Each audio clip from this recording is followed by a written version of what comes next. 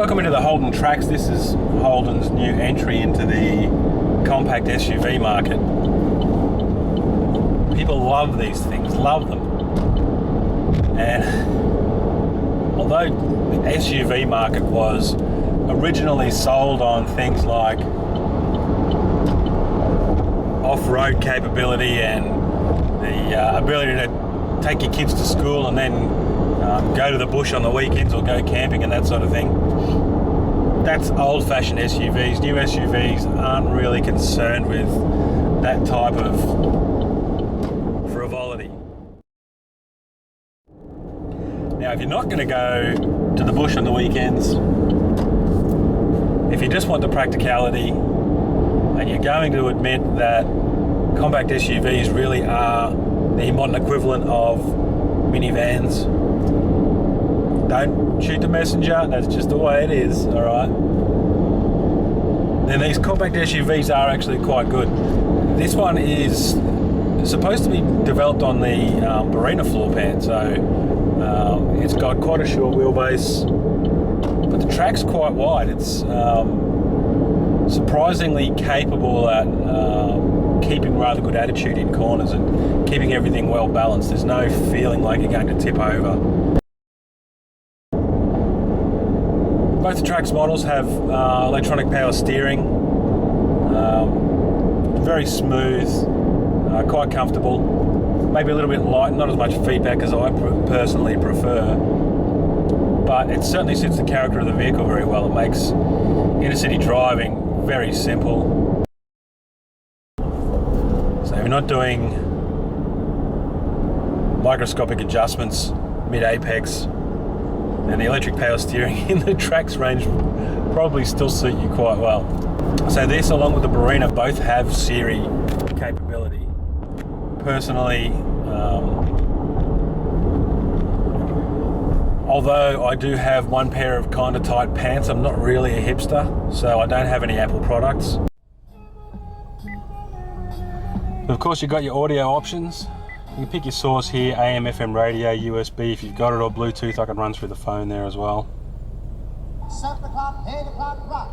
9, 10, 11 o'clock, 12 o'clock, rock. We're going to rock. So basically what Holden have done is integrated a capability for one of the most popular phones in the world into their car. And they basically made this product a rolling smartphone, but it's just so easy to use. And there are a few things that it's competing against in the market, things like the Kia Sportage, which is one of the first compact SUVs I was ever exposed to, because my dad used to have one, and this is the old version. It's a little 2-litre, it was a proper 4-wheel drive. It had actually had a locking diff in it, which was pretty impressive for such a small vehicle. But the new one, I guess, has evolved away from that, as I was talking before about the distant relationship that SUVs used to have to off-road weekend warrior activities. The new Kia Sportage doesn't do that sort of thing, and it's basically the same sort of vehicle as this. Now, when they're trying to sell that vehicle, at the moment, the ad they have features Grandmaster Flash singing one of his groundbreaking songs from, I think it's like the 80s, late 80s maybe. And I guess it just goes to show who they're trying to sell that product to. They're trying to sell it to guys my age who know who Grandmaster Flash is. Now, a lot of people don't, even at my age. They wouldn't have a clue who he is. But they're not trying to sell them to the younger market. In fact, I think they'll probably scare away some of the younger market by having an ad like that. The Holden products are a little bit different. The Trax itself is set up for a whole bunch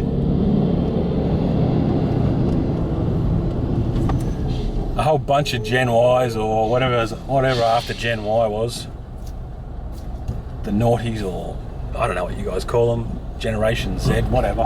So really the Trax is aimed at the level after Gen Y, but it has all these little storage compartments everywhere, and it's got, all right, I've got a red light here, so let's just have a quick count. 1, 2, 3, 4, 5, 6 cup holders. It's only got 5 seats, and you probably really only put 4 people in here. You've got door bins to hold bottles of water in the front. Just check the back. Yep, you can put bottles of water in the back as well. And in each of the door handles, they've got these little empty bins, which are perfect for putting your phone in.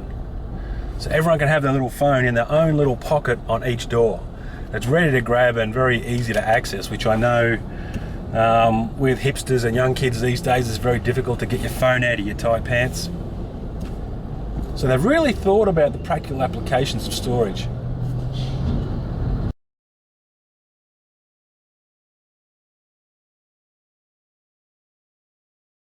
If you go into the boot, it's actually quite a surprising size. There is room for a fair bit of shopping and the like. It's not a massive boot, but for a compact SUV, I was quite surprised with how much room there was. They got some shopping bag hooks and a few little compartments on the side which open and close, and you can stick things in. Up front and the back seats, the accommodation isn't too bad. And this is where minivans used to win, and this is why car companies have returned to that old formula. Minivans have very high roofs, and what this allows you to do is to sit your occupants more upright. Like I am, I'm sitting up much more upright than I normally would in my Commodore. What that does is shortens the actual space occupied by the occupant. So with a shorter wheelbase, you can still have 2 rows of seating and people won't feel too cramped.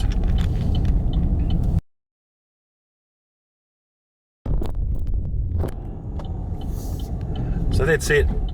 Holden Trax.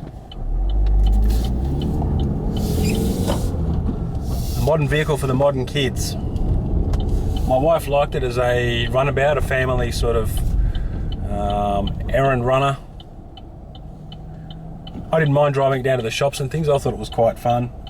It corners fairly well. It's fairly efficient, although there's not much chance of me hitting the ADR rating considering the way that I drove it. But it's got plenty of features. The MyLink feature is obviously a big tick in the box. It's got a reversing camera and reversing sensors as well. Personally, I still prefer normal cars.